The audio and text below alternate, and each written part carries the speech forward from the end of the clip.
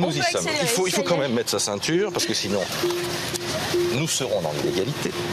Et on va démarrer. Alors, ce qu'il faut dire, c'est que ce moteur est un moteur exceptionnel, comme bien des moteurs électriques. Quelles sont les capacités de ce moteur?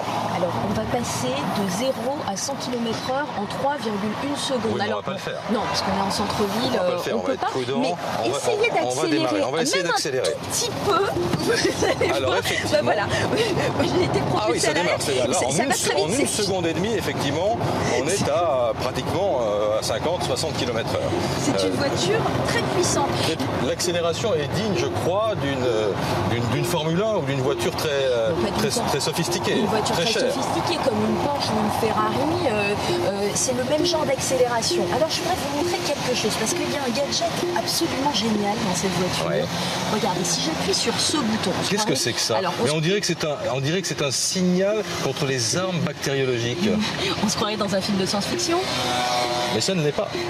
C'est pas de la science-fiction. Il faut dire aux téléspectateurs de première édition et de BFM TV que Elon Musk a transformé quelque part cette voiture en arme antibactériologique. C'est-à-dire que si on ferme totalement les vitres, voilà. Quand on parle d'armes bactériologiques, on parle de virus, de pollen, oui, de pollution. Si j'appuie sur ce bouton, c'est un purificateur d'air et il va mettre de la pression dans la voiture, un petit peu comme dans un avion, ce qui fait que l'air va être beaucoup plus pur dans cette voiture, l'air que nous respirons ici. Qu'est-ce qu'il ne faudrait pas faire pour vendre acheter Chevalier quand même?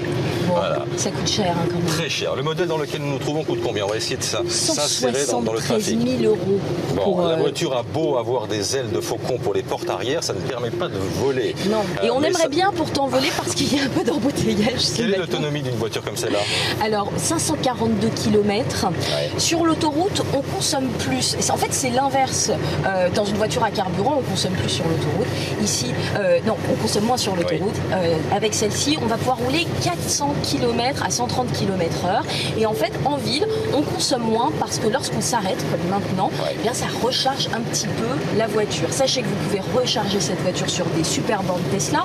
On peut recharger la moitié de la batterie en 20 minutes. C'est très rapide quand même. Et puis, vous pouvez aussi la recharger dans votre garage, par exemple, sur une prise normale. Alors là, c'est un peu plus long. Il faut compter une nuit pour 150 kg. Merci beaucoup, Acheté Chevalier. Merci à Olivier Saint-Paul. Ce pare-brise panoramique est assez exceptionnel aussi. Pascal, tu ne bouges pas. Je te laisse opérer Nicolas Dose. Puis on ira boire un café ensuite. À tout de suite.